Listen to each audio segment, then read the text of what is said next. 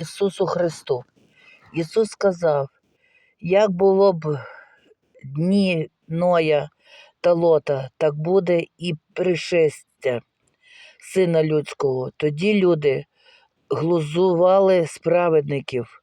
Ной будував ковчег, Лот прийняв ангелів, і Бог їх спас. Гріх та беззаконня привели до суду. Потоп та вогонь над Содомом. Ми живемо в такі ж часи війни, розпусти, цизування звіри, але для праведних є спасіння. Бог шукає тих, хто шанує Його Слово. Прийміть Ісуса Христа, поки двері ковчега відчинені. Він врятує вас, як Ноя та Лота.